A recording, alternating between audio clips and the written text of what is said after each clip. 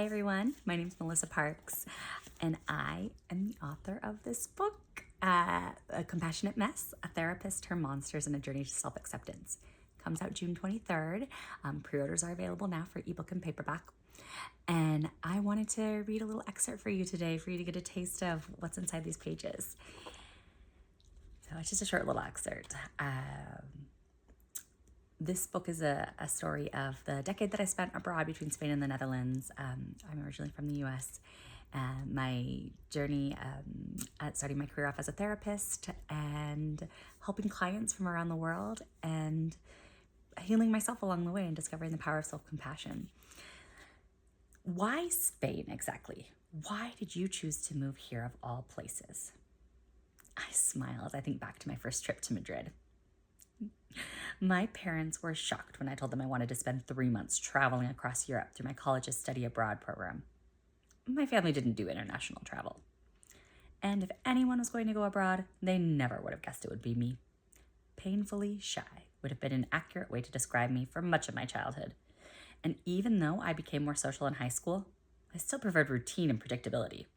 When it came time to choose a college, I selected one 30 minutes from my parents' house and still cried on the day that we packed up my car to move me into my dorm. At the same time, I'd always been fascinated with faraway lands and the stories of the people who lived there. The books I devoured sparked in me a wanderlust.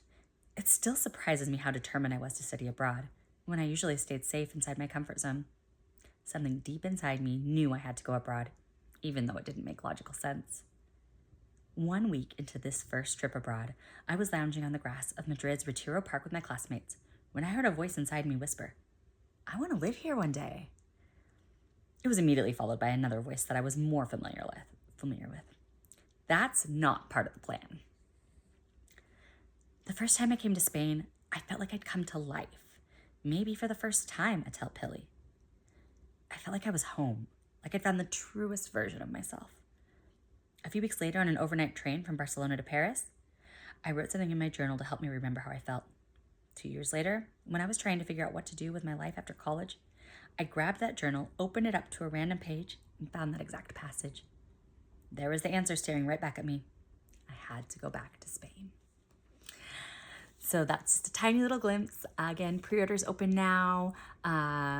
Worldwide, ebook available on Amazon.